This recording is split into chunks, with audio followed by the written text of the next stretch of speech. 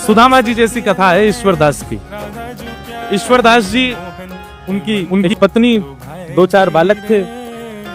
ईश्वरदास जी बड़ी दीनहीन अवस्था में रहते थे, ज्यादा संपत्ति उनके पास थी नहीं।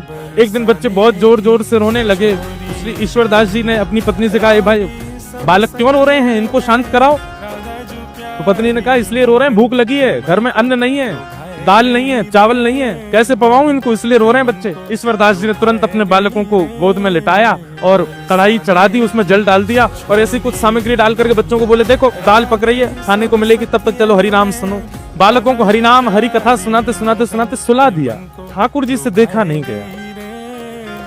हम फिर लीला ऐसी कथा आती है, पत्नी ने ईश्वरदास जी से कहा कि आप नित्य की भक्ति संकल्प के साथ करना शुरू कर दो। ईश्वरदास जी बोले, क्या संकल्प करूं?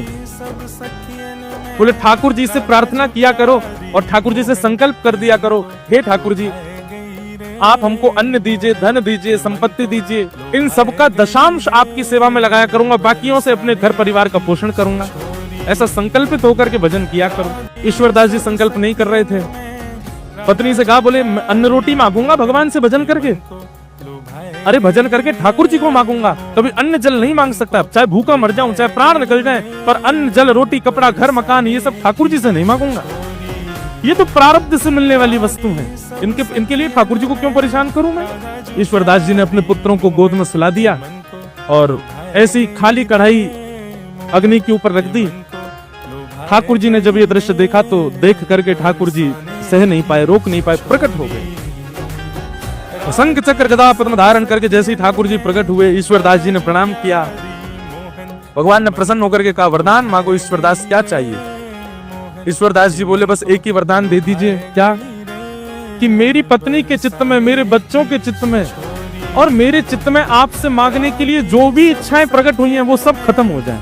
हम कुछ मांगे ही ना आपसे, मेरी पत्नी भी ना मांगे, मेरे बच्चे भी ना मांगे, मैं भी ना मांगू, हम चारों पांचों शून्य हो जाएं चित्त से। हम आपको देख लिए हैं, इसके बाद हम कुछ ना मांगे।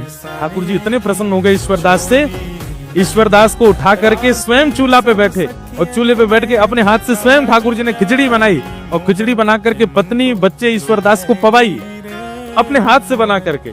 और जैसे ही खिचड़ी पा करके तृप्त हुए, तृप्त होते ही ठाकुर जी ने कहा, अब आपकी लीला पूर्ण हुई, अब आपका इस धराधाम पर रहने का कोई औचित्य नहीं, चलो हमारे साथ।